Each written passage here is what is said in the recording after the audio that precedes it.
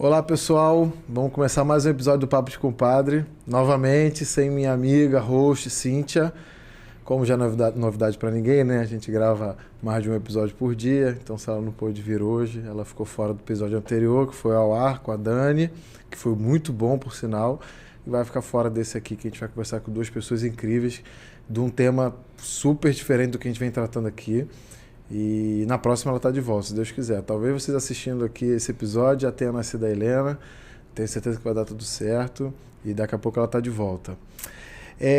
Bom, hoje vai ser um pouco diferente. A gente não vai falar de uma história de alguém específico ou tratar da carreira de uma pessoa específica, até porque a gente está com dois convidados, então a gente vai ter que dividir o tempo entre os dois. A gente vai falar de um tema que tem pedido muito no nosso Instagram, que é a transição de carreira. Hoje em dia é muito comum, né? Você começar em alguma profissão, ter escolhido alguma profissão ou uma carreira e ter que mudar no meio do caminho. Antes as pessoas escolhiam ser médico e morriam médico, ou engenheiro, etc. Hoje em dia a transição é muito comum. Então vamos falar de transição de carreira hoje com uma pessoa que é professora e está fazendo a transição para empresária e uma pessoa que já foi executivo com altos cargos em grandes companhias e foi para professor e agora é escritor. Então essa pessoa com duas transições de carreira. Vou apresentar eles dois aqui e vamos começar o nosso bate-papo. Bom, a primeira que eu vou apresentar é muito fácil. É a Leandra Batista, o sobrenome não é coincidência, ela é minha irmã. Ela é minha sócia na GCL, que eu já falei muito em muitos episódios aqui. Ela é doutora, PhD, professora, pós-doc, tudo isso aí. E especializada em células-tronco, professora da UFRJ e também sócia da GCL. Seja muito bem-vinda, Leandra. Obrigada, é um prazer estar aqui hoje. E o próximo convidado que está aqui do ladinho dela é o Luiz Fernando, um amigo pessoal, um grande executivo com uma história incrível em grandes empresas, que depois virou um grande professor de graduação e pós-graduação na área de empreendedorismo. Inclusive já deu um curso em company em uma das minhas empresas, foi muito bom, muito elogiado. E agora, não satisfeito, ele virou escritor. Só para dar uma observação, antes dele dar o boa vida, pessoal. Para mim, ele é a personificação do homem bem-sucedido. Aquele cara equilibrado, que navega em várias coisas. Inclusive, me acompanhou quando eu levei meu filho no jogo do Botafogo. Ele fez questão de acompanhar o jogo do Botafogo, que ele no estádio há uns 20 anos, né, Fernando? Ou mais. Seja muito bem-vindo. Obrigado, prazer estar aqui em tão boa companhia. Obrigado, Fernando. Bom, quem quer começar? Quem teve a transição mais complexa aqui? Quem você acha que pode começar falando assim? O que é mais difícil? Ver de professor para empresário ou de executivo a professor? Aí eu acho duas coisas. Primeiro, primeiras damas sempre. Segundo, eu acho que o professor para empresário, eu acho que é mais complexo. É mais complexo. Acho que a Leandra pode começar isso. Como é que foi isso, Leandra? Bom, não foi assim, né? A gente fala de transição de carreira, as pessoas às vezes costumam romantizar as coisas, né? Elas acordam um dia, hoje eu não quero ser mais isso, vou virar aquilo. É claro que tudo na vida é um processo, então isso na verdade foi um processo para mim.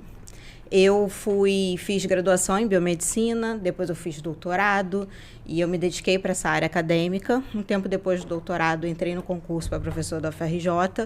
Então, para mim, sempre foi muito natural estudar, orientar aluno, desenvolver projeto, coordenar projetos. E é o que me dá grande satisfação até hoje, é estar à frente desses projetos científicos. Ao longo dos anos, como a área que eu atuo é uma área que tem uma aplicação, né, e cada vez mais ganha mais força, na verdade as aplicações, cada vez surge uma nova aplicação para isso, então ficou um pouco natural levar o conhecimento lá da academia para a indústria, né, para se transformar agora em processos e produtos que a sociedade possa se beneficiar com isso. É claro que em termos de, falo sempre isso, né, usar um jargão de mindset, é um mindset completamente diferente. E é isso que eu tenho aprendido todos os dias. E uma coisa vai alimentando a outra, na verdade. Então, você vai melhorando como professora também, quando você começa a encarar esses projetos de uma maneira mais prática, né? Eu acho que melhora muito como professora, porque você começa a levar a parte prática para academia e vice-versa. Acho que um dos problemas do Brasil é que não conecta a academia com o mundo empreendedor. Sim. E hoje a juventude está cada vez mais ligada nisso. Então, a maioria dos alunos, por mais que eles queiram fazer um mestrado, doutorado, seguir na área acadêmica, eles querem ver, querem sentir que o que eles estão fazendo tem uma aplicação.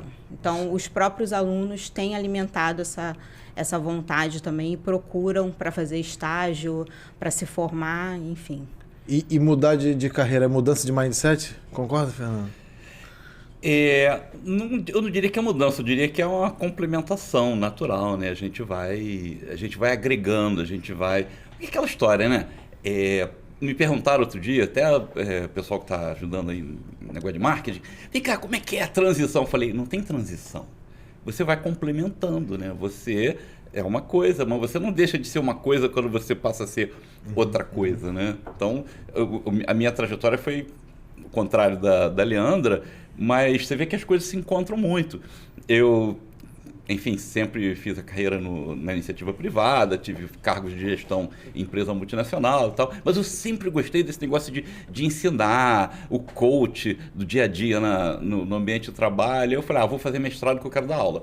Aí fiz mestrado, aí comecei a procurar, comecei a dar aula em graduação, em extensão, pós-graduação, em company, a gente já fez muita coisa, e faço minhas as palavras da Leandra. O que o aluno quer é isso, ele não quer aquele cara, assim, só acadêmico, que leu, principalmente nas disciplinas de gestão. Outras áreas podem ser diferentes, mas na disciplina de gestão, o cara quer o seguinte, o profissional que já acertou, que já errou, que já deu cabeçada, que tem história para contar e que quando chega na sala de aula, ele tem não só a base acadêmica, mas tem aquela troca, né? Então, isso que a Leandra falou é perfeito. A expectativa do aluno hoje é essa, né? Eu como estudante de Universidade Federal, e Leandra também como professor, eu fico muito feliz que agora os professores estão começando a abrir os olhos para o mundo corporativo. O meu melhor professor, que já faleceu, inclusive não tem muito tempo, foi um dia muito triste, foi o professor que era professor e empreendedor ao mesmo tempo. Não que ele era melhor ou pior, simplesmente ele fazia a gente enxergar o que tinha lá de dentro para levar para fora. E também se conectar com pessoas de fora para trazer para dentro. Que eu acho que as universidades federais falaram, você para ser professor, você tem que ser doutor. Que aí você normalmente faz mestrado, doutorado e vira doutor. Mas para você fazer mestrado, doutorado, você acaba a tua faculdade, já embala, porque dificilmente quando você vai para o mercado você volta, porque é muito puxado, você acaba se envolvendo no mundo corporativo, e aí você fica 5 anos de graduação, algumas 4, mais 2 de mestrado, mais 4 de doutorado, então você fica 10, 12 anos ali dentro para depois entregar o quê para o aluno, se você só aprendeu ali dentro? Então você acaba criando um ciclo de novos mestres, doutores que vão dar aula ali dentro, etc, etc. E aí o mercado fala, mas cadê os profissionais de empreendedorismo e tal? E esse ciclo não alimenta. E, em compensação, o empresário lá fora que quer se conectar com a universidade esbarra na burocracia e uma série de coisas. Ele não consegue desenvolver a empresa dele ali dentro. E eu estou muito contente e muito satisfeito com o Brasil para os próximos anos, porque agora está começando a criar essa conexão. Talvez a internet tenha ajudado nisso, né? O que você acha? Foi a internet ou foi tipo o episódio anterior da Dani, que ela fala muito de propósito, as pessoas estão começando a buscar isso e estão começando a entender que a vida não é só academia ou só empreendedorismo? Não, eu acho que não. Eu acho que é um movimento, na verdade. Um movimento que começou lá fora, né? Então, os Estados Unidos, ele é pioneiro nisso, né? Essa conexão de empresas que nascem dentro da própria academia e conectam com indústrias. E o que a gente tem percebido, né, pelo menos o meio acadêmico tem percebido, que isso é uma fórmula interessante. Inclusive, para até mesmo fomentar a própria pesquisa que acontece dentro da universidade. Então, eu acho que essa busca é muito relacionada a isso. Não tem... As pessoas perceberam que vai trazer bons resultados. Vai trazer desenvolvimento para o país, vai trazer dinheiro, etc. Mas ainda é difícil. E não tem muito a ver com idade, do tipo, os professores mais novos, eles são mais abertos. Não necessariamente. Isso hoje ainda começa-se uma aculturação no meio acadêmico, mas como ainda não está completa, está muito pessoal. Então tem aquele cara que tem mais afinidade, que enxerga a importância, e tem ainda aquele que prefere, enfim, acha que é importante continuar ali só debruçado na pesquisa básica. Não é que tem que acabar o do debruçado, Não, sim. assim, acho que é que só tinha um ou outro, e não dá pra juntar. Eu ia né? te perguntar isso. Você que está dentro de uma das maiores universidades do Brasil e do mundo também, você tem sentido essa mudança de paradigma? Porque antigamente a gente tinha um certo, do tipo assim, lá é o mundo corporativo, aqui é a academia. Essa mudança de paradigma está sentida mesmo, né? Então, começou um processo de aculturação, na verdade. Então, foi uma coisa institucional. Por exemplo, na UFRJ, alguns anos, acho que antes da pandemia, ou no meio da pandemia, eu até assumi um cargo de coordenadora de inovação lá no meu campus, e começou-se a espalhar-se esses cargos por diversos campos e centros, focado, direcionado, centralizado numa agência de inovação que conversa com a incubadora de empresas e conversa com o parque tecnológico. Sim. Então, a agência de inovação espalhando esses coordenadores foi uma maneira de semear essa cultura, né? De iniciar isso. E aí, quando você tem uma coisa, um avanço, né? Institucional, um compromisso institucional, eu acho que faz toda a diferença, porque aí vem de cima para baixo. O que se tinha antigamente, que o Rafael comentou do professor dele, até o meu próprio orientador de doutorado era assim também, muito empreendedor, eles iam sozinho, né? Eles iam sozinho, desbravando e, enfim, era muito difícil porque as pessoas não estavam habituadas, elas viam com outros olhos essa aproximação. E eu acho que quando começa a ser institucional, aí muda. Eu acho que, até conectando com o Fernando, eu acho que começou a tratar empreendedorismo como matéria, começaram a dar valor ao ensinar o empreendedorismo. As pessoas achavam que virar empreendedor era um mix de um monte de habilidade. Óbvio que tem toda a parte, né, de você trabalhar seu emocional, etc. Porque é uma trajetória sozinho, onde você depende de muita gente. Enfim, é complexo, mas começaram a tratar como matéria, né? E aí você começa a criar mais. Você que dá aula de empreendedorismo. Vem bons empreendedores por aí ou a gente ainda está muito longe? Assim, as pessoas ainda já entenderam essa tendência e que é um mix de várias disciplinas, que não adianta só também fazer matéria de empreendedorismo, é bom que faça, mas é um mix de várias disciplinas, ou ainda tá um pouco solto? O que você acha dos próximos anos? Ainda está muito solto, mas a tendência é uma melhoria muito grande. Aquelas estatísticas que a gente ouve do tipo, não sei quantos por cento das empresas vão à falência, né? Eu acho que a tendência disso é melhorar porque as pessoas estão buscando maior preparo. Então, as faculdades, os cursos de gestão, de uma forma geral, estão investindo em disciplinas de empreendedorismo. Tem uma série de instituições sérias. Você mesmo falou que o pessoal da Eneltec tem que fazer o Empretec. Sim. Tem muita coisa boa, muita coisa séria disponível aí, né? E as instituições de ensino estão começando a ver isso.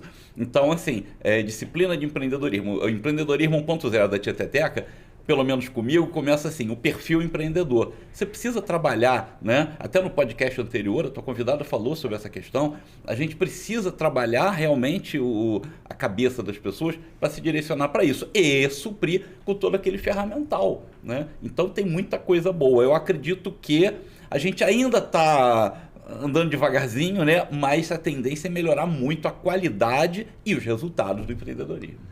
A gente falou que sim, que é uma transição, né? Que as coisas também, quando você vira uma coisa, você não deixa de ser outra. E você, então, sempre foi professor e você sempre foi empresário? Vocês só não estavam como? Eu acho que sim. Sempre fui professor. Sempre curti. Sempre fui professor, sempre fui escritor. Né? Eu quando trabalhava na área... Perdão. Quando eu trabalhava como executivo, às vezes tinha que preparar material de multiplicação de algum conhecimento, de alguma coisa e tal. Eu falava, não, me dá que eu faço. Eu fazia, eu preparava, eu divulgava, eu ministrava, sempre curti isso. Eu achei engraçado, porque na verdade eu nunca me vi como professora. Eu sempre gostei muito, sempre fui muito didática. Lembro, as minhas amigas iam lá na nossa casa, eu dava aula particular, porque eu gostava de ensinar e tal. Mas quando eu entrei para a graduação e depois fui para o doutorado, eu me via como cientista. A minha paixão até hoje é a ciência. Então eu queria fazer ciência. E a maneira que eu tinha como fazer ciência no Brasil era sendo professora. Só remunera o cientista do que dá aula. Esse é o problema. Poucos. Tem poucas instituições públicas no Brasil que você só é pesquisador. Pouquíssimas. A maioria você está dentro da universidade. Então, isso veio como uma maneira de eu exercer a minha profissão de cientista. Assim como a GCL também. A GCL também é uma via de exercer essa profissão de cientista, só que agora não para dentro da academia, para o mundo. Então, eu acho que, no final, o que me move todos os dias é a ciência. E para você virar empreendedor executivo, você, já que o que te move é a ciência, e você estudou para ser cientista, o que você mais sentiu falta e o que você vem estudando para virar empreendedor? O que eu mais senti falta? Na verdade, é bem diferente, né? Você tem um time, principalmente o time das coisas, como elas acontecem. Por exemplo, eu estou finalizando agora o pós-doutorado em Paris, numa empresa, numa startup também, só que da área de microfluídica, que é complementar à GCL. E lá foi muito gratificante, porque por ser uma empresa de ciência, de hard science, né, que a gente fala, de tech, e eles me treinaram muito essa cabeça do time. Então, é claro que você tem um projeto científico, mas que agora ele tem um tempo totalmente diferente dentro da academia. Porque na academia você está explorando. Então, você está explorando, você tem tempo para isso. Você tem um aluno fazendo mestrado, um aluno fazendo 4 anos de doutorado, você explora aquele assunto ao máximo. Dentro da startup, não. Você vai explorar aquele assunto, mas agora de uma maneira direcionada. Sim. Então, isso que tem... Não é doutorado para artigos, não, né? É doutorado para mudar o mundo. Isso que tem sido bem diferente e tem sido muito gratificante para mim. Quando eu faço reunião com a indústria e a indústria fala, nossa, Leandra, fantástico, lindo o que você está fazendo, mas isso vai custar quanto? Você está perseguindo a excelência dentro da ciência, mas você tem que ter um meio termo para que aquilo realmente vire alguma coisa. Sim. Então, isso é bem, bem legal. Procura de mercado, enfim. E você já era... Porque quando você começa a dar aula, depois escreve livros, você é empreendedor. Você já era empreendedor dentro da empresa, mesmo como CLT? Você se via assim? Ou mais ou menos? Sim, tem esse perfil que a gente chama de intraempreendedorismo, né? Que é... Você pode estar numa organização, claro, tem que ter pelo menos um mínimo de estrutura, de tamanho, para você empreender lá dentro, você desenvolver projetos, você tem o perfil do empreendedor, você desenvolve projetos, você tem resultados, você tem cobrança sobre resultados.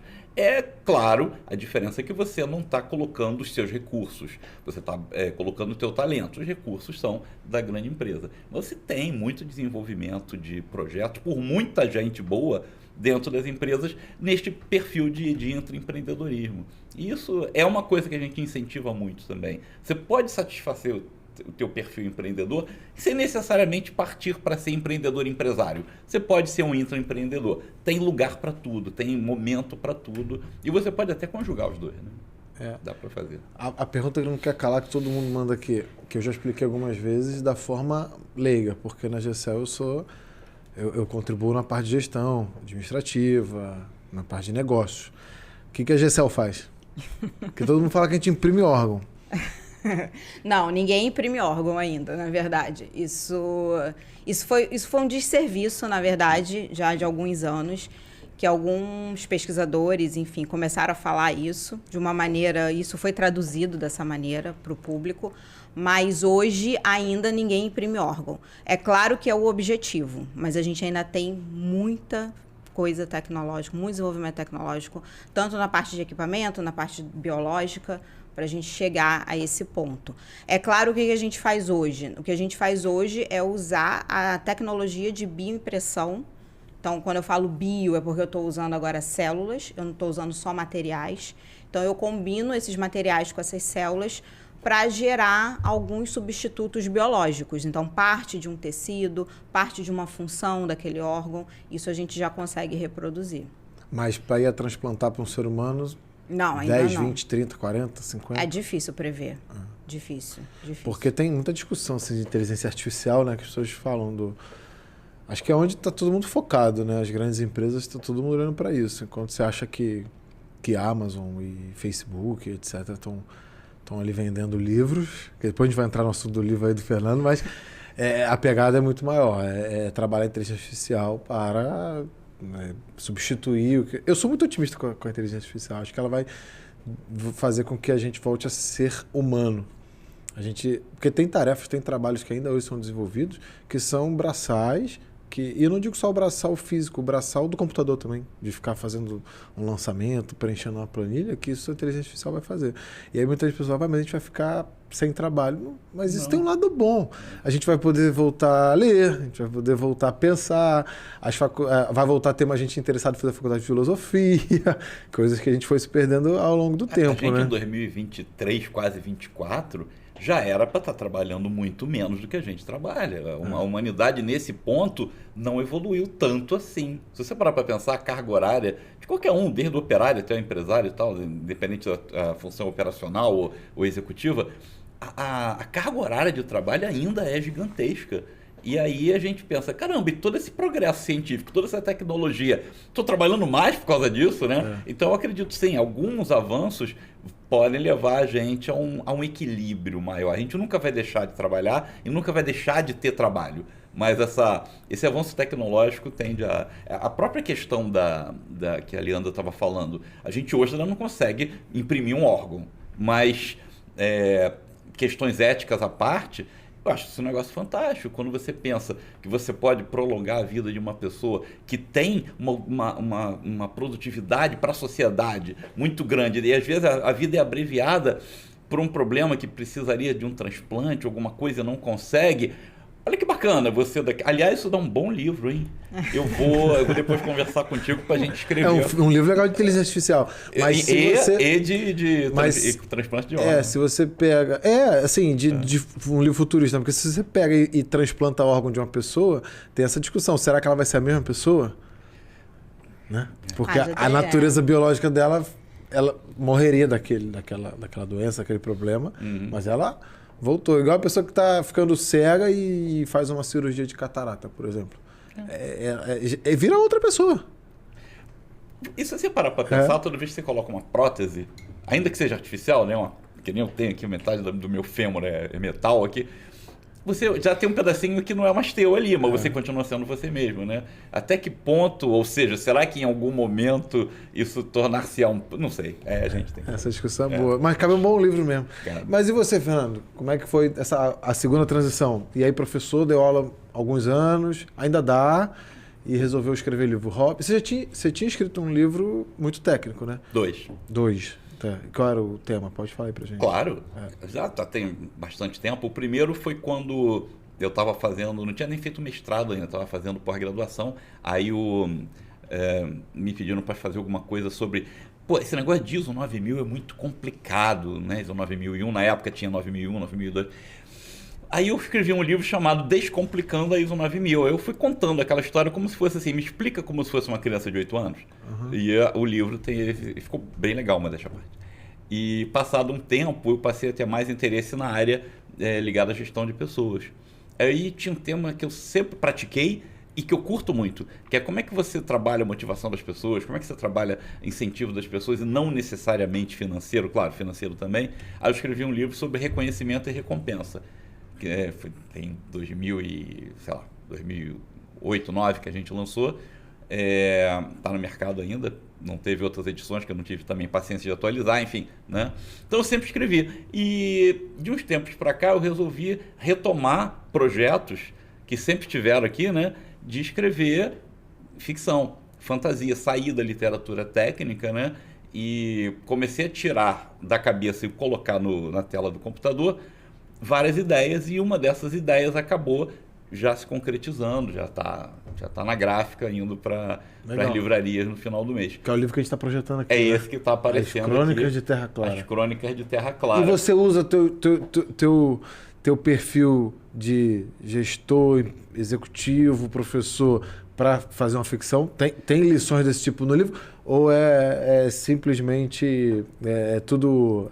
100% ficção, né? É 100% ficção, porque é uma realidade alternativa. Sim. Mas não adianta, você é você. Né? Assim, se o Rafael ou a Leandra estiverem escrevendo alguma coisa, pode ser ficção, pode ser qualquer coisa. Você está se projetando ali. Né? Então essas questões estão presentes. Isso que eu falei da questão da motivação, do reconhecimento. Do reconhecimento e recompensa. Isso está lá dentro, não tem como. Tá no livro. O que é reconhecimento e recompensa? O que seria? Em resumo? Reconhecimento é quando você de forma não monetária, não material, você reconhece que um desempenho ele foi superior ou ele foi bastante adequado ao que se propõe. Então você reconhece. Desde o muito obrigado, tipo assim, bom trabalho, Leandra, bom trabalho por ter desenvolvido aquele projeto da GECEL num prazo mais curto do que o previsto. Isso é um reconhecimento, né?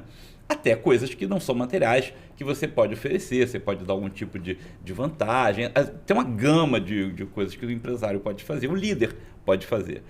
A recompensa é quando você associa ao reconhecimento alguma coisa material, que pode ser monetária, pode ser dinheiro, pode ser um bem, pode ser um prêmio, pode ser uma viagem, alguma coisa assim. Aí o reconhecimento continua sendo um reconhecimento, mas ele passa a ser um reconhecimento com recompensa. Então é a famosa reconhecimento dupla... não custa dinheiro, recompensa custa. É a famosa dupla reco-reco. Reco-reco funciona super bem porque você pode lançar mão de um ou de outro em determinados momentos. E você acha que tem que ter os dois? Eu acho. Bom líder, um bom gestor, um bom empreendedor tem que saber usar na hora certa cada um dos dois. Com certeza. Só um não resolve. Reconhecimento é bom, mas ninguém vive só de... Parabéns, Leandro, né? Ninguém vive só disso, você precisa também ter o reconhecimento. Mas também, se o reconhecimento vira uma coisa banalizada, ele deixa de ter o aspecto motivador. A base da teoria motivacional é essa, né? O que é motivação? Você tem uma situação em que você deseja alguma coisa e aquela coisa você ainda não tem. Né? Aí você gera no indivíduo um comportamento de busca e aí ele trabalha para obter aquilo que ele não tem, né? Bem resumidamente, o processo é esse. Então você tem que trabalhar bem essas duas coisas, tanto no imaterial quanto no material. Legal. É porque muito se fala, né? Vou puxar para ela agora, que quando a gente empreende, nunca colocar o dinheiro à frente, etc. Propósito.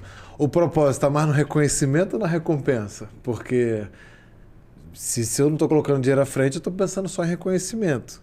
E eu acho que cabe muito bem um exemplo para ela. Você é professora, cientista e tal. A GECEL, reconhecimento ou recompensa? Essa é uma boa pergunta, porque no meio acadêmico a gente trabalha muito com reconhecimento, né? É claro que as pessoas têm salário, bolsas de pós-graduação e etc., mas o que move é o reconhecimento. Aquele reconhecimento do trabalho executado, do artigo científico publicado, bem publicado, dos convites para ministrar palestras, escrever capítulo de livro, técnicos, livros, enfim, você mexe, é um meio que mexe muito com esse reconhecimento. E acaba ali. Então, talvez, acho que eu sempre fui um pouco empresária mesmo, porque isso sempre me incomodou. Reconhecimento, legal, reconhecimento. Mas e aí? Isso aí, vai virar o quê? A gente vai fazer o que com isso? Tinha uma discussão lá em casa, assim, quando a gente era novo, ela... que eu vou viajar, dar uma palestra aí. Ficava aí meu pai, e o chequinho? E o cheque? Não, mas mas não era nem... Mas a frustração não era nem de não receber pela palestra, né? A gente recebe indiretamente, tipo, né, as despesas, etc. Mas o problema não era nem receber por aquela palestra. O problema era... E aí, mas isso daí saiu da academia, isso daí ajudou a vida de alguém, isso aí transformou alguém? Você está falando de propósito, esse é o seu propósito. Sim. A recompensa é recompensar os outros, né? Recompensar a sociedade. Eu não vejo uma recompensa financeira. Eu gosto muito da GECEL como uma recompensa de uma outra maneira. Que é o que a gente estava também conversando, né, uns dias atrás, que uma outra recompensa que eu acabei identificando antes da GECEL também era a recompensa que eu via transformando os alunos. Então, principalmente, claro, o aluno de sala de aula, você tem um contato muito efêmero ali, né? Mas o aluno que você orienta, aquele aluno que faz iniciação científica durante a graduação, o mestrado, eu tive aluno que fez todo o percurso junto comigo e que é muito grato. Então, isso realmente... Sensação de coach. E isso me deixa mais feliz do que o artigo científico. Essa que é a verdade. É claro que o artigo científico faz parte. Eu tenho que continuar trabalhando no meu currículo, claro. Né? Até porque isso é uma maneira de eu aprender também, de eu estar sempre testando novas hipóteses, etc. Mas a minha recompensa vem dessa transformação de vida. Isso e hoje a GECEL tentando ali, né, trabalhando nessa transformação, só que de uma maneira agora mais a nível de sociedade, não somente a nível pessoal, né?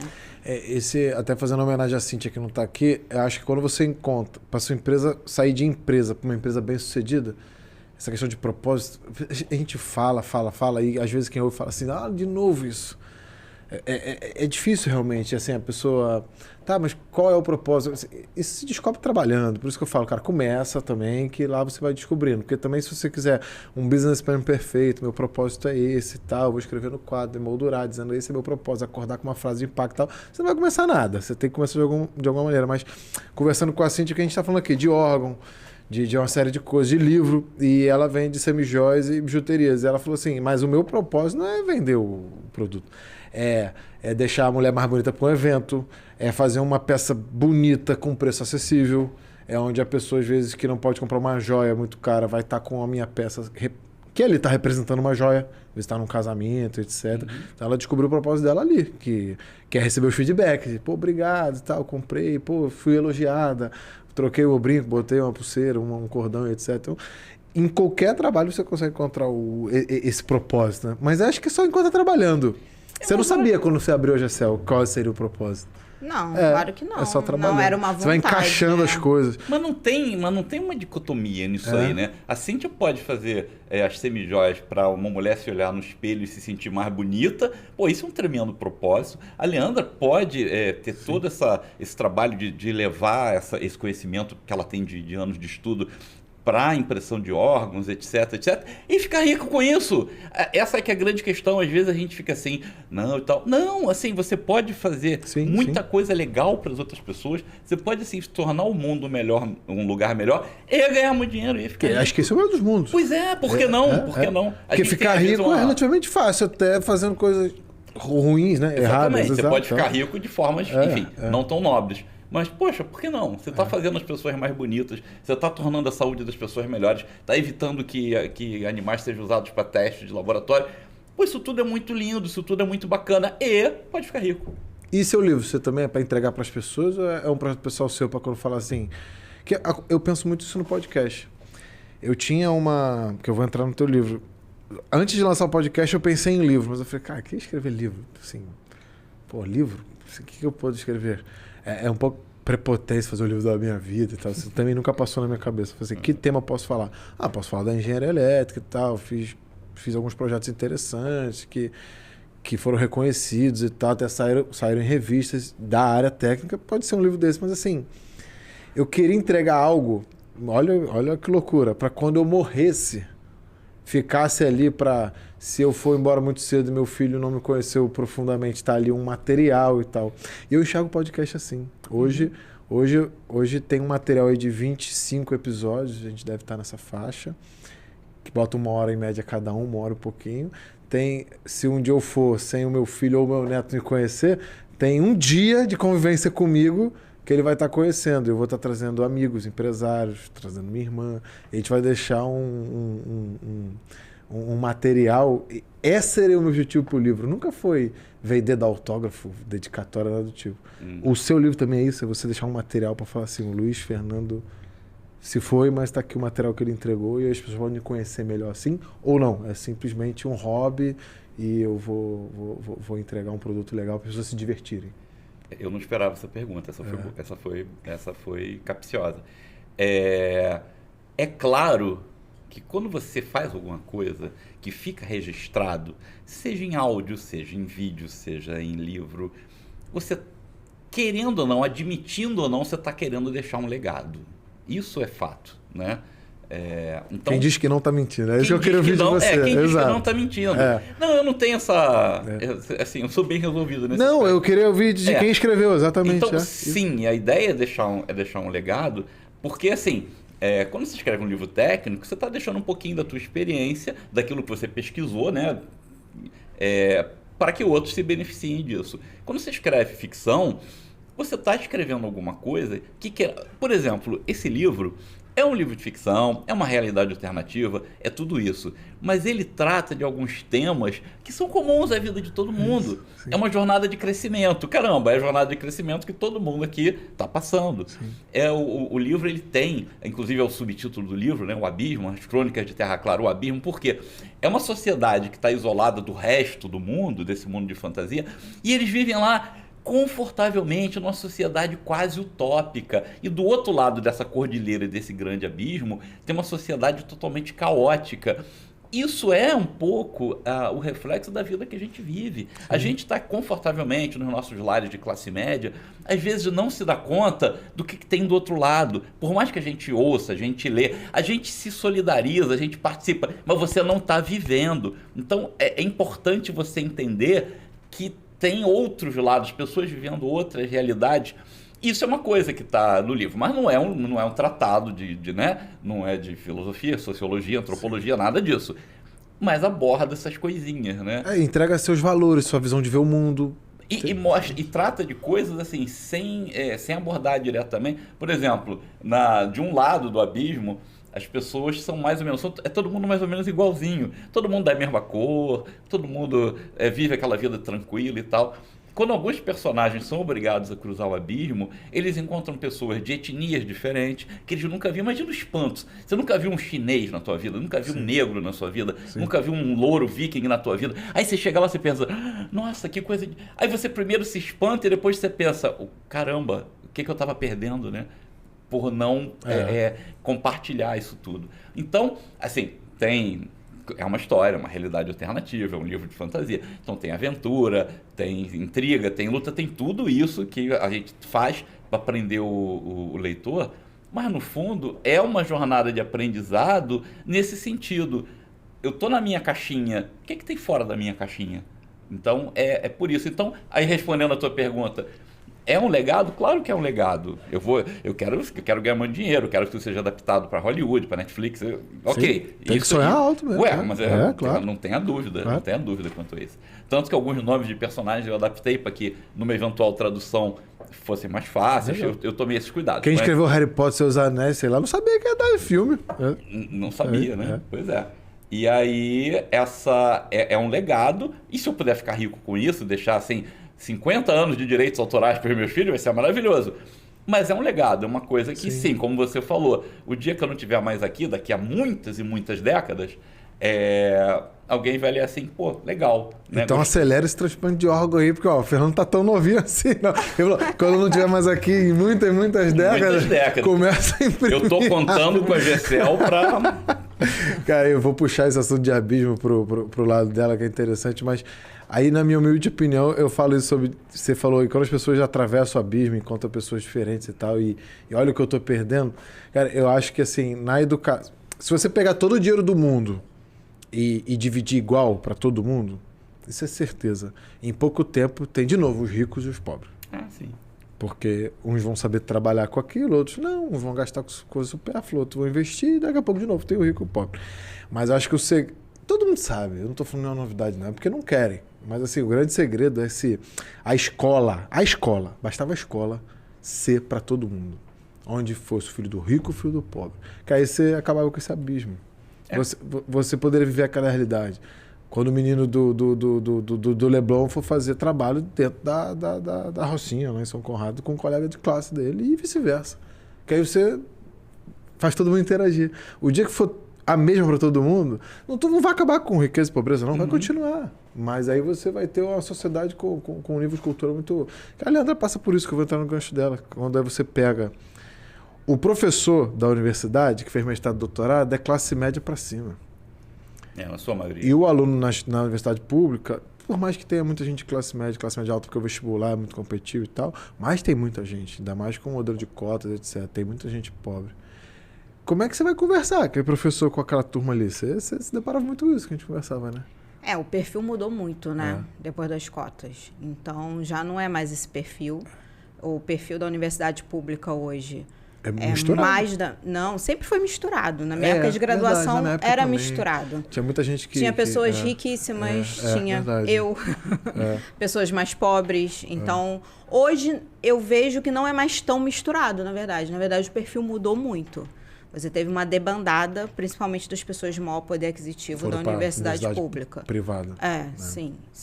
Então, você perdeu um pouco, pelo menos eu vejo assim. Você ganhou, que você deu mais acesso a quem não tinha acesso antes, né? Porque como não tem vaga para todos, precisava-se de um processo seletivo, até hoje tem, só que hoje o processo seletivo leva em consideração o seu histórico, né, enfim, e é isso. E aí você democratiza um pouco isso e você muda o perfil. Então, hoje o perfil é bem diferente. E os alunos acham que a gente é rico. E como é que essa comunicação do professor com o aluno? É difícil, é outro universo. É bem difícil. Já era um pouco diferente na minha época, né? Porque na minha época os professores não necessariamente eram ricos, mas eles vinham de famílias elitizadas, entende? E aí democratizou os professores, digamos assim. Hoje, não necessariamente você veio, eu não vim de uma família elitizada, e outros colegas também não, a maioria não. Mas você ainda tem esse abismo ali de poder aquisitivo, sim. Isso é interessante. Acho que só...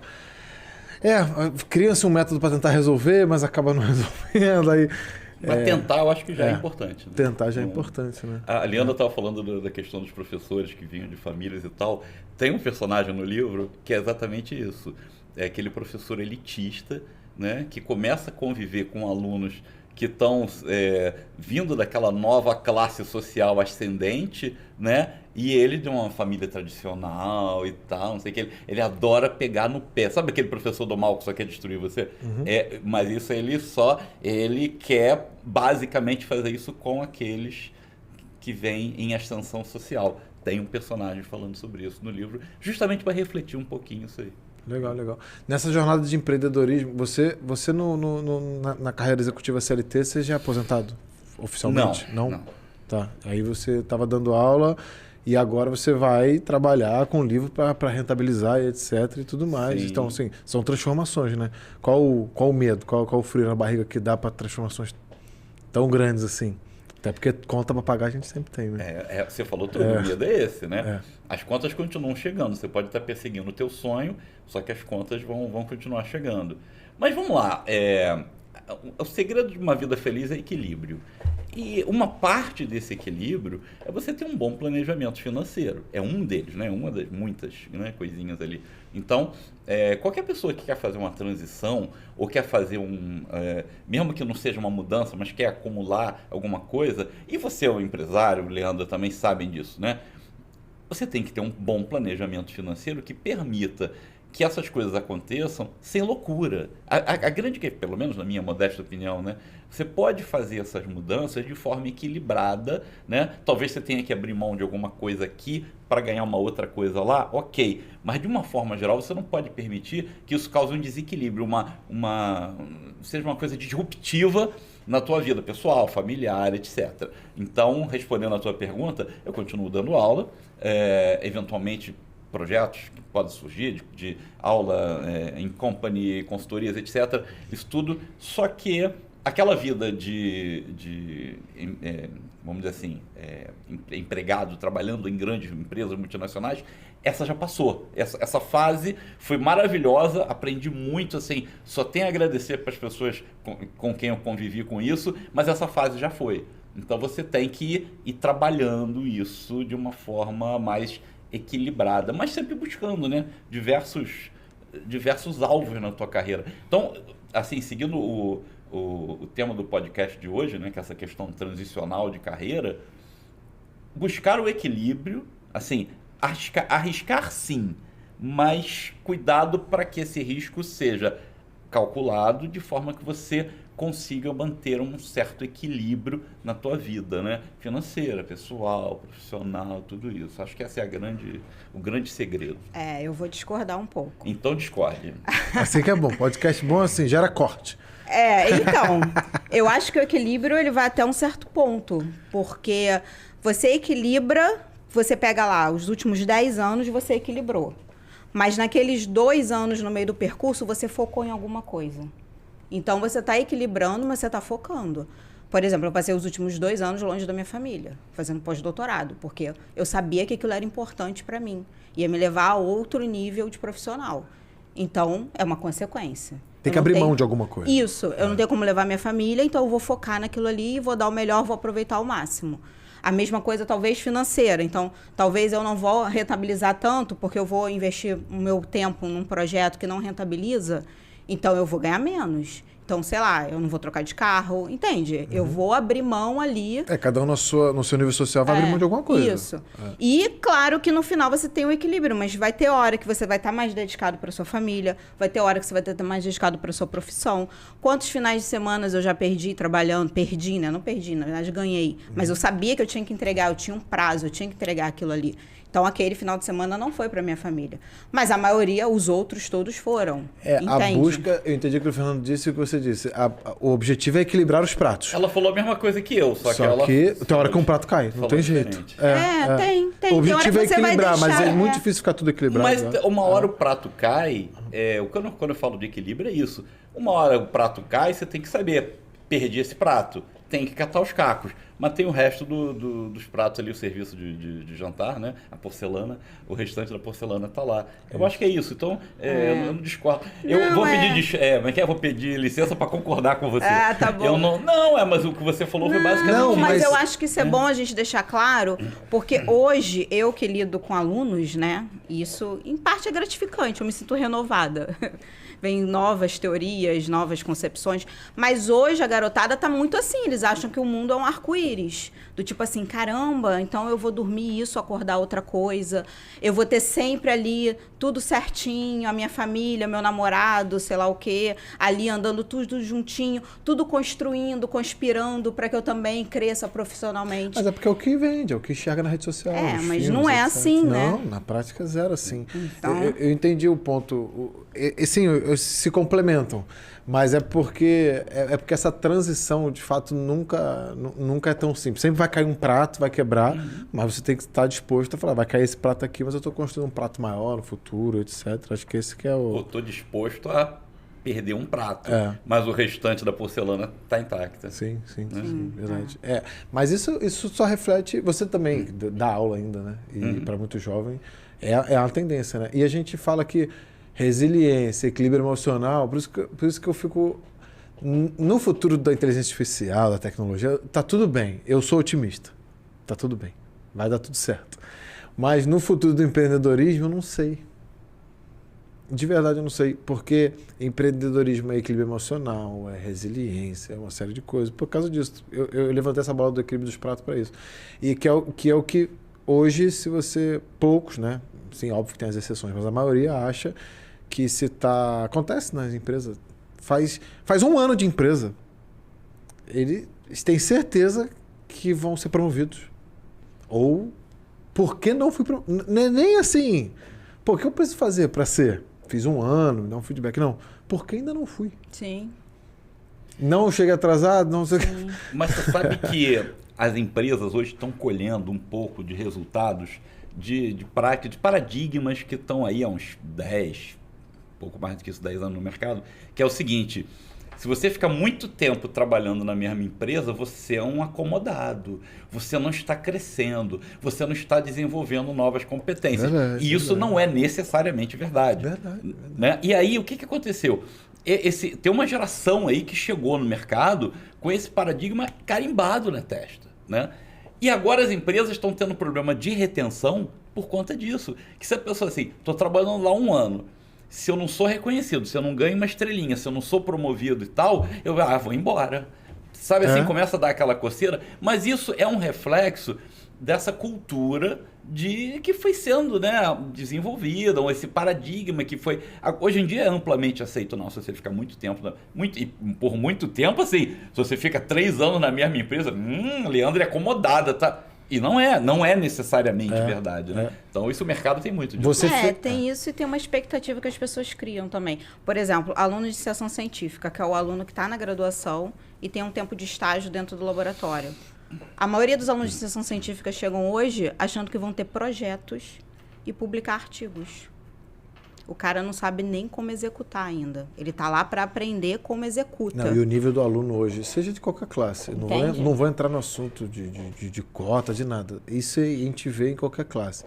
Não sabe escrever. Não sabe escrever. Isso aí já é uma outra história.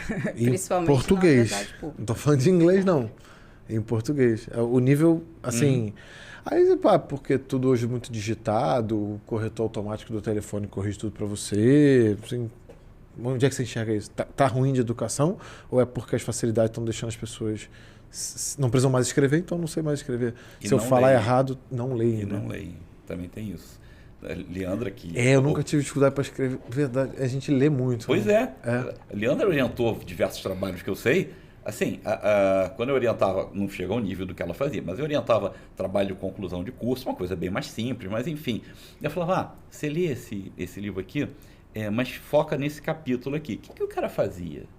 Ele lia, buscava assim, um resumo daquele capítulo, né? E mesmo assim com extrema dificuldade. E aí você começa a ter algumas, você vê, né, essa defasagem na dificuldade de juntar. Porque assim, você não vai ler esse pedacinho e dizer, isso aqui é isso aqui, não. Como é que isso aqui se relaciona com isso aqui? Como é que isso aqui se relaciona com aquele outro lá?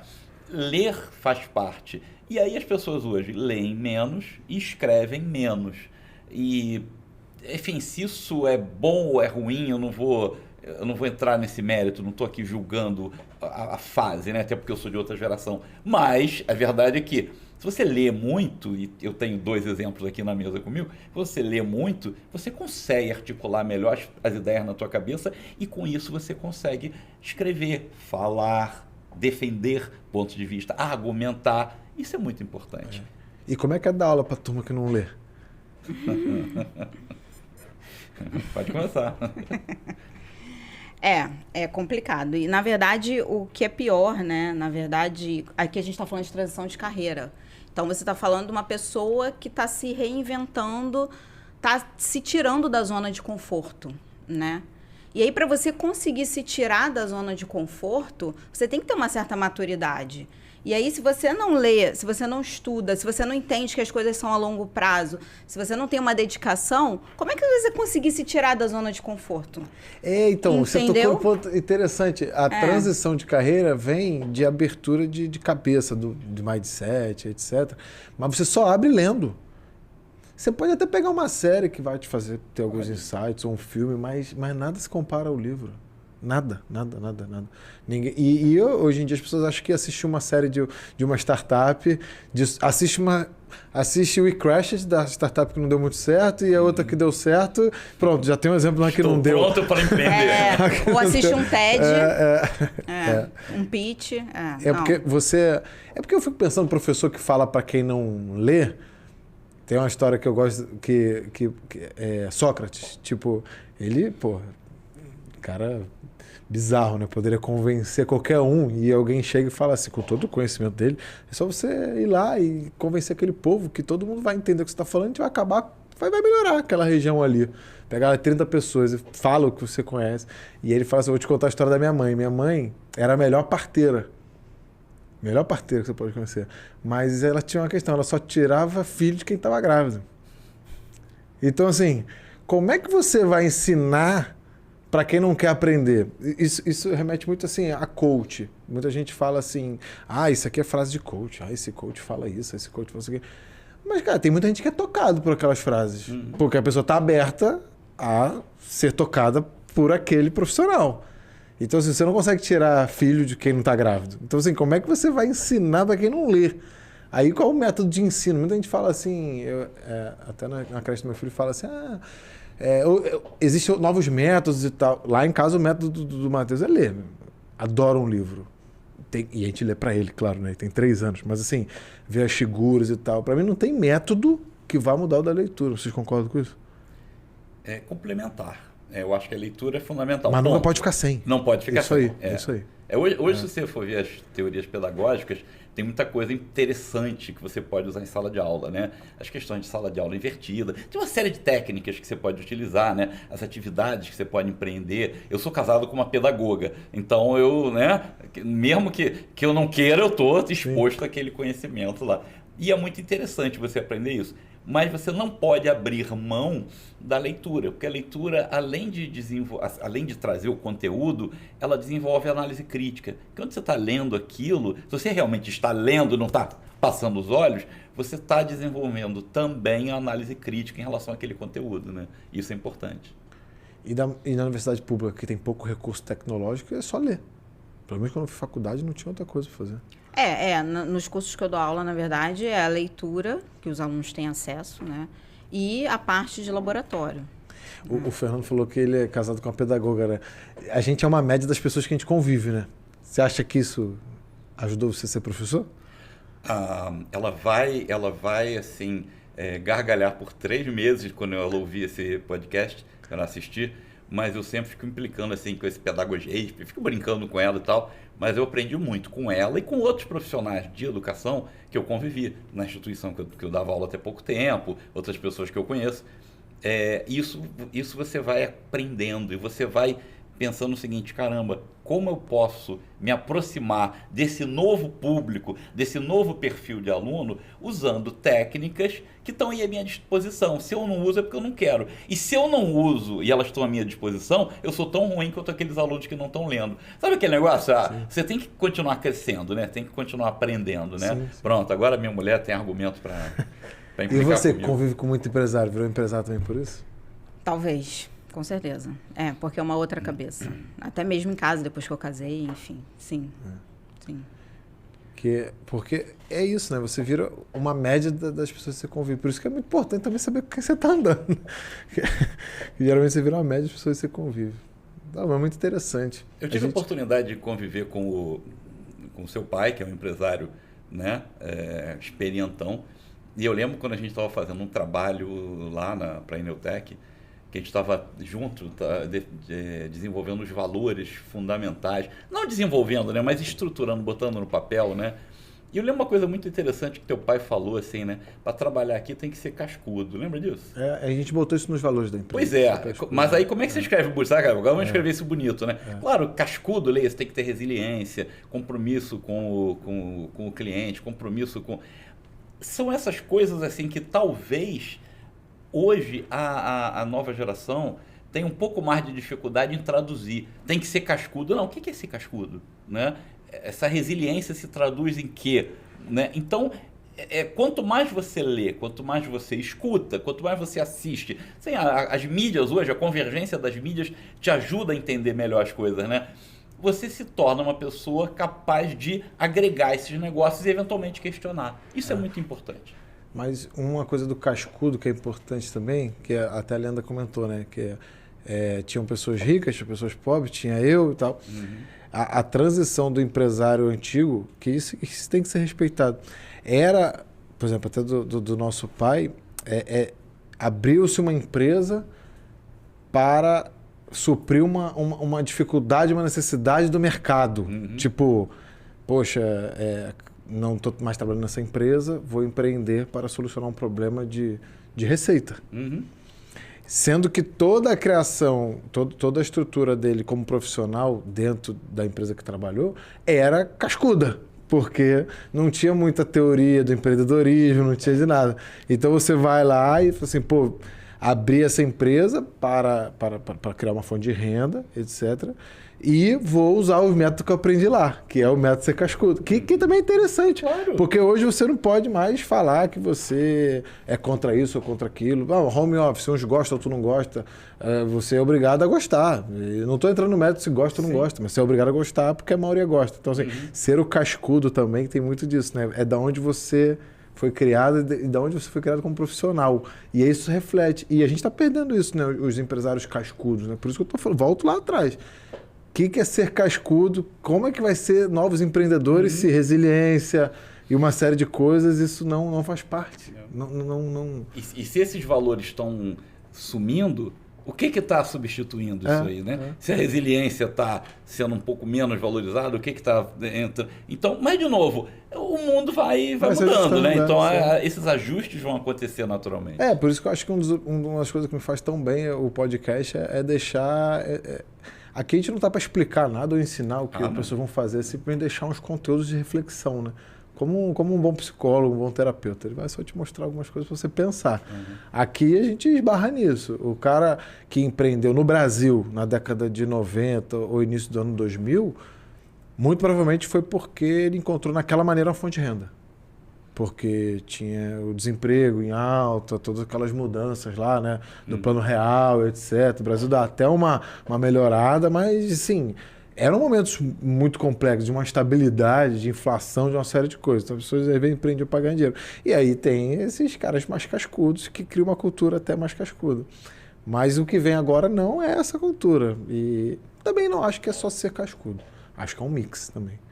Mas é onde é que a gente vai encontrar o teu ponto cascudo dentro da tua empresa, né? Que para fechar a engrenagem. Isso é bem interessante.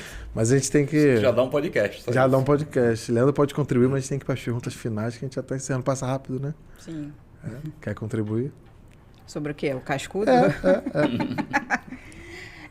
Essa questão da resiliência hoje eu acho que vem muito com a velocidade das coisas. Então, antigamente você, por exemplo, não muito antigamente, quando eu fiz o meu doutorado, eu não tinha acesso aos artigos científicos no meu celular, que hoje eu tenho. Sim. E os alunos têm. Eu ia para a biblioteca. E aí eu tinha que ir para a biblioteca, às vezes até não só da FRJ, da própria Fiocruz, para pegar aquele artigo, para ler aquele assunto que eu precisava para responder, para basear alguma coisa, executar um experimento. Então, as coisas eram demoradas, era um processo, era uma outra velocidade. Hoje você tem isso, é uma vantagem, você ganha velocidade, né? Porque você tem acesso ao conteúdo muito mais rápido. Mas o que eu percebo é que a maioria dos alunos não conseguem lidar com essa quantidade de conteúdo. Eles não conseguem. Eles não conseguem. Eles simplesmente não conseguem. Quantas vezes você ligou o Netflix e não viu nada? Acontece. Não, eu não já aconteceu. Fiz. Você ligar, dar uma passada. Uma vez eu li alguma coisa a respeito sobre isso. Tem até uma estatística da própria Netflix, né? Assistir Netflix. O tempo que as pessoas passam vasculhando o catálogo e acabam não assistindo nada.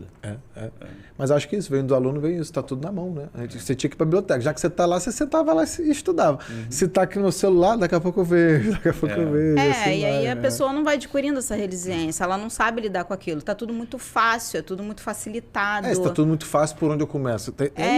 E aí ela não sai da zona de conforto. Eu acho que a grande questão é essa questão da zona de conforto, de você não se desafiar. Entende? Tem a questão das 3 opções também, né? Quando o ser humano gosta muito de 3 opções. Porque uma opção é ditatorial, 2 opções gera ansiedade, porque estou muito perto do que pode estar certo. E 3 opções, ele se sente mais confortável. Por isso que tem o 3, para você ter opções. Geralmente, as pessoas que recebem 3 opções para tomar decisão, tomam a decisão mais rápido do que a opção com 1, 2, 3 ou 4. Porque 4 também já é muito.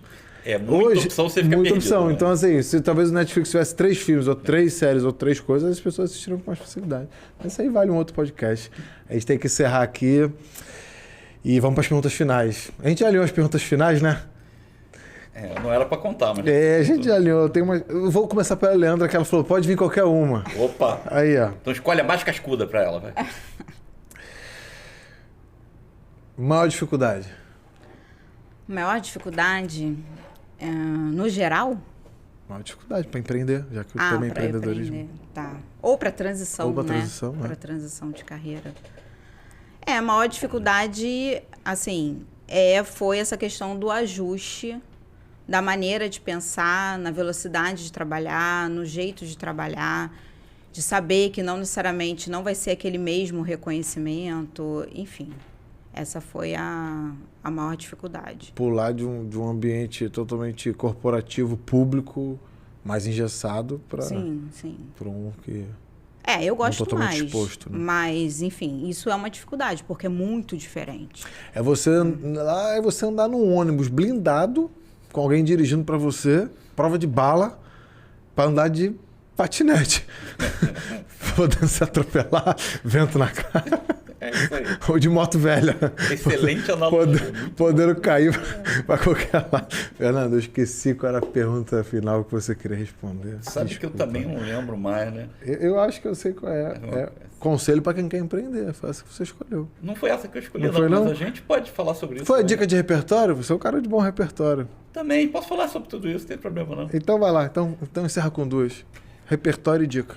A dica é o seguinte, planejamento. Planejamento é fundamental. Então, assim, se você vai fazer qualquer coisa, né, você precisa planejar, né? Apesar da Leandra ter discordado de mim aquela hora, mas... Ele ficou magoado, mas vai gerar bons cortes. Não fiquei magoado não, gostei, eu gosto de ser provocado. Mas essa questão você tem que planejar, tem que saber planejar para saber, assim, o que é análise de risco? Você analisa a probabilidade de alguma coisa acontecer e o impacto se isso acontecer. Isso é análise de risco. É isso. Você tem que fazer isso de uma forma, né? Então, esse é a primeira... E não sofrer quando tomar um impacto, né? As pessoas choram quando aquilo era evidente que poderia acontecer, né? Mas aí cai na resiliência, na cascudez. Gostou? A cascudez foi boa, né? E qual era a outra que eu já não lembro? Repertório. Pode deixar seu livro ou algum livro que você tenha gostado de ler. Eu leio tanta coisa, tenho lido tanta coisa, mas eu não posso assim, deixar de recomendar. Claro. Né? O livro que está saindo agora, no mês de setembro, que tem tudo a ver com transição de carreira, tá? Porque muitos alunos vão assistir esse podcast, que eu recomendo para muita gente assistir, e vão gostar de me ver aqui. Muitos ex-colegas de multinacional vão curtir também. E agora eu estou querendo conquistar um novo público com isso aqui, porque isso aqui, a gente falou de legado e tal, isso aqui é parte de mim, mas eu quero que seja parte da nossa cultura contemporânea, né? Então, final de setembro, disponível em todas as livrarias, e vamos fazer um grande evento de lançamento. Ok, propaganda, eu sei. Tá. Fazer um merchan. Pode fazer, merchan. Não, já fiz. Crônicas de Terra Clara. Vai patrocinar os próximos podcasts, vai vender tanto. Vamos embora, a gente faz aqui Já apareceu bastante aqui, mas aqui é meu bebê, minha paixão. Boa. E é o volume 1 e a prova de que a transição deu certo. Tem um livro publicado, não é simples. Sim, muita gente tenta publicar e não publica. Olha, só isso aqui dá um outro podcast, porque o mercado editorial é uma coisa extremamente complexa. Sim. Aliás, a gente podia até ver se fazia contato com alguém da própria editora Novo Século ou de outras e tal, para falar de empreender no mercado editorial, que é uma coisa bastante complexa. Fica aí o convite. Mas você sabe que a transição, na verdade, assim, deixando ali, fechando, eu não acredito que seja uma coisa fixa. Tipo, você fez a transição, hoje você é uma coisa, você é outra. Isso é uma coisa fluida. Sim. Na verdade, você está adicionando habilidades e aí você está melhorando até mesmo como ser humano. Eu tenho um exemplo para dizer. Entendeu? Quando as empresas, por exemplo, Pneutec e Gecel, muitos clientes falaram assim, mas você é o que agora? Sim, será que você vai dar a atenção devida à Pneutec? Claro que eu vou dar. Primeiro que a tecnologia ajuda você...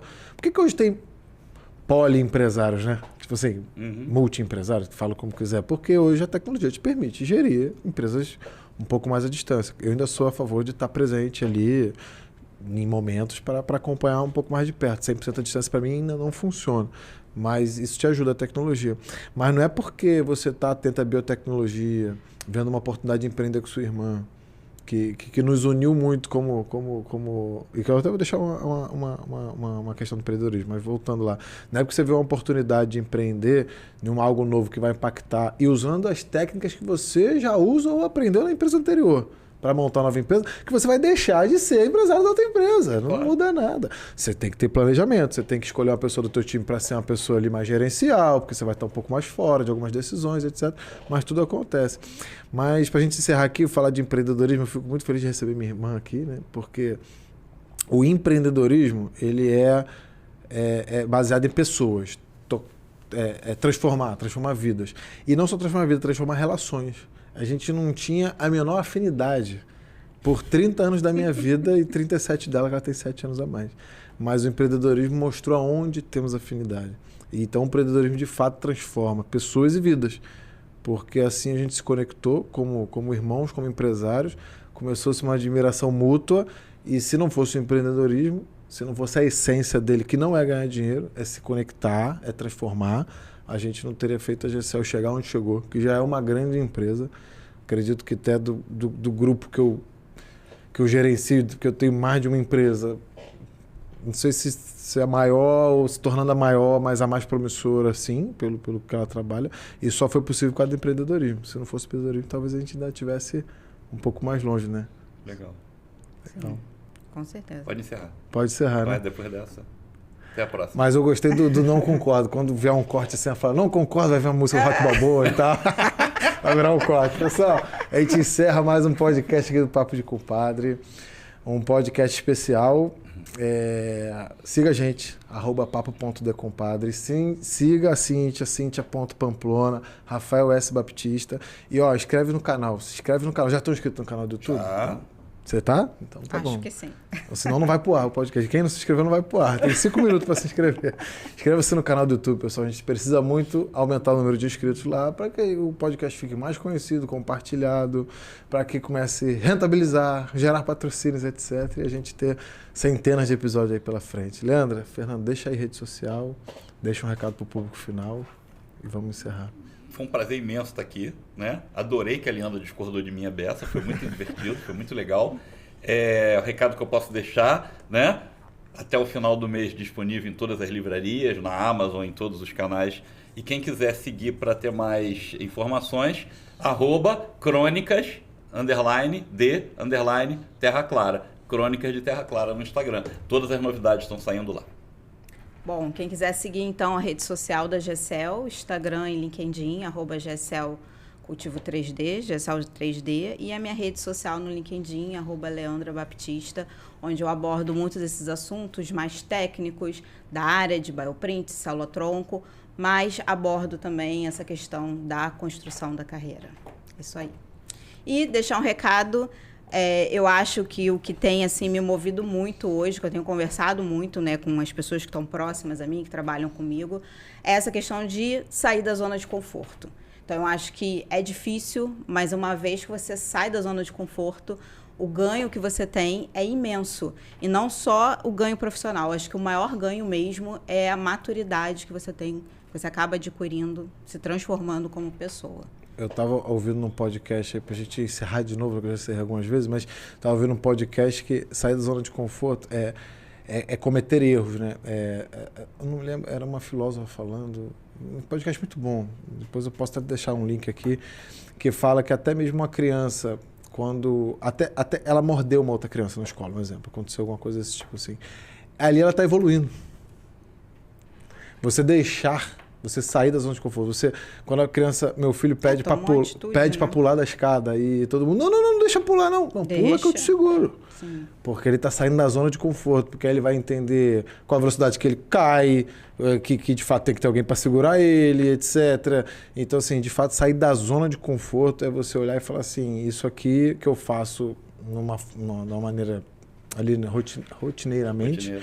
Tá me deixando sem desafios. Então, e o empreender é muito isso. Empreender é quase isso. Você, como criança, mordeu o coleguinha, que é uma coisa completamente errada, mas que você está só começando, você não sabe que é tão errado assim, você é uma criança no empreendedorismo e você só vai aprender a consertar aquilo ali, que é pedir desculpa pro colega, que é entender que aquilo é errado, etc e tal, se você fizer. Então, sair da zona de conforto é fazer. E se você não fizer... Então, um ótimo podcast. Isso, um ótimo sair podcast. ou não sair da zona de conforto, quando sair da zona de conforto. Já viraram novos temas. Dá um tema de podcast. Hein? Pessoal, obrigado por encerrar aqui. Obrigado. Até a próxima. Obrigado, Leandra. Obrigado, Fernando. Ficou top demais. Valeu mesmo. Valeu. Tchau, tchau. Tchau.